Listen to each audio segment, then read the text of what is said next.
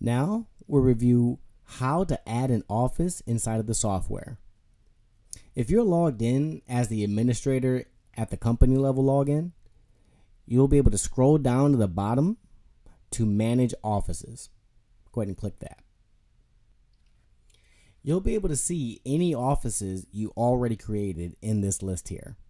You could also search by either office name or EFIN if you have like a large list of offices you need to sort through. This would eliminate scrolling.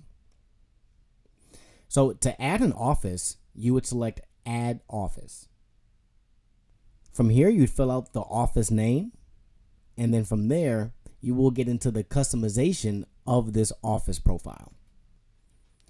So if you'd like to offer audit protection or maybe identity theft protection, what you could do is you could select which one of those offerings you're willing to work with. And if you'd like, you can then add an add-on fee if this office would like to add additional funds to create a rebate for themselves. And as we keep scrolling, there's some additional customization checkboxes, as you can see. And as an example, let's say you're using electronic signatures, whether it's through the mobile app, the customer portal, or if you have a signature pad or mouse that you use to physically sign with you. Let's say you want the signatures to automatically be printed on the 1040s. You can click that box right there, and that'll take care of that. Now, a personal preference of mine is the summary page and how its default view is set. I personally like looking at the 1040 and its schedules. That's just kind of just what I'm used to. So what I do is I check this box to display the summary page in the 1040 view. There is a toggle on the summary page so you can switch back and forth between summary or 1040 view. But as a default setting, you can have it set to either 1040 or summary depending on your preference. So most of these check boxes are all just customizable options available to you at your disposal. And then finally, you would just set your office address and phone number, and then you can save and access the office, or if you have templates that you have set, maybe for time saving purposes, let's say there's a fee template, so you don't have to set the fees up individually every time. If you have like multiple locations and all locations share the same fee structure, you could just load the fee template from the company level once and then set them while you add each individual office. Now, if you don't have control necessarily of the office, let's say you're a service bureau or a reseller and you're allowing that office to control setting up preparers, limiting what the preparer can and can't do, the fees, etc., then you would not have a template to set to them. You would just simply hit save and access that office, or continue, and it would take you back to the manage offices area. And from here, this is where you can edit or access as well. So I've already added an office that corresponds with the account hub under training office. So I will hit access, and this jumps me into the office itself. So since I am logged in as the administrator, not as a preparer, I do not see start new return. What I see is select another office. So in this place where select another office is, that's where start new return is for the preparer. But again, I'm in the administrator, not the preparer. So to finish setting up an office in the software, I've already added the office. And what I need to do next is go to configuration, add the EFIN under ERO setup.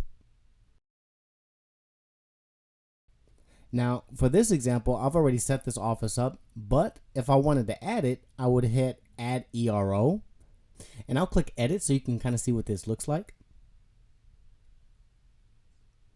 The customer ID, and another video I mentioned under the account hub, when you add the office, the customer ID field would import here. So if I go back to account hub, go to manage locations, edit the location. Right here is where you see the customer ID that I can copy and paste into the software that matches the EFIN that we have on file. The ERO name is really just the display name.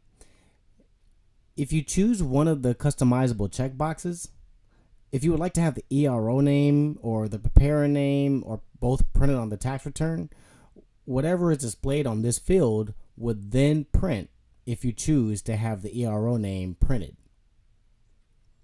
Office identifier.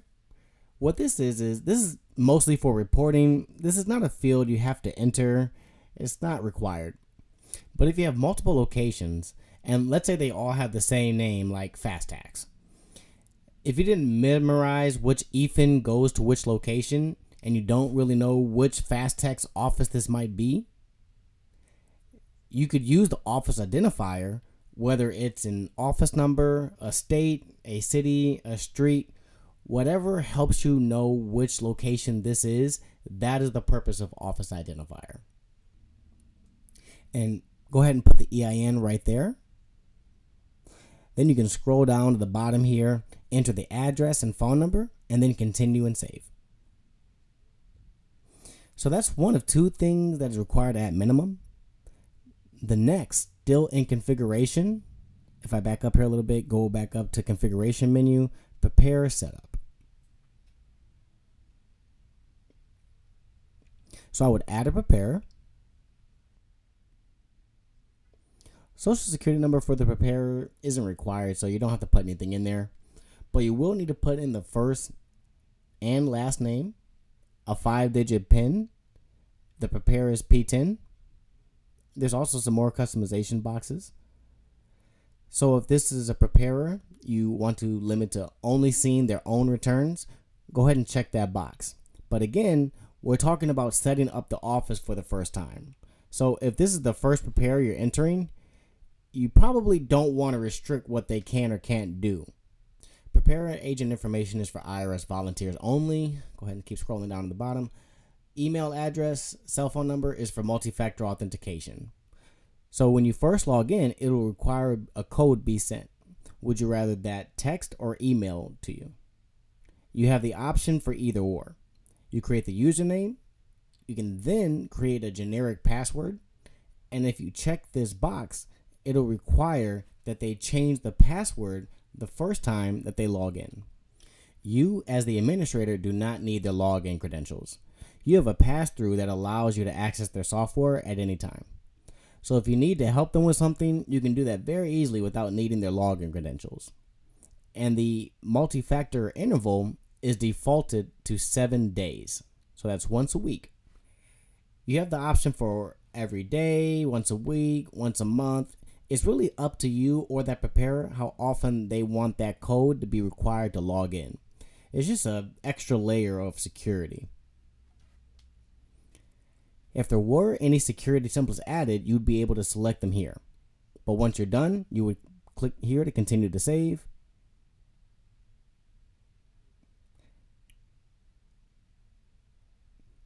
And that's basically all you have to do. If you go back and recap, you go back to the company level login. If I added them in Account Hub, I scroll down to Manage Offices. I add the office. Once I save and access the office, at least two things you have to do. Click Configuration. The two areas are ERO Setup, where you add the ERO, and add at least one preparer. From there, this office is now fully set up. Now it depends on how much freedom or control you will have over this office. If you're going to allow them to finish the setup on their own, all you simply have to do is give them your link. So to do that, you would scroll up here and click this URL link, send that to them, and they would just log in with their credentials that you created, update their password, and they can log in and finish the setup from here. Now, if you want to have more control, I mentioned the templates earlier. you may want to consider using the templates to save you some time during setup. That way all those changes can be set across the board.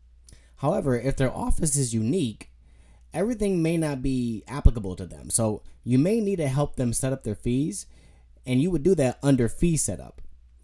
Adding additional preparers is going to be under preparer setup. Now, if there are some fees that are not listed under fee setup, you can create custom fees, but also custom discounts. And you can track those fees and discounts in some of the reports you have here. So really, this depends on the level of freedom you're going to give that office, or the amount of control whether you're the business owner, you have multiple locations, you're a reseller of the software, really how much control you're going to want to have in the setup process. So that's the conclusion of how to add an office inside of the software.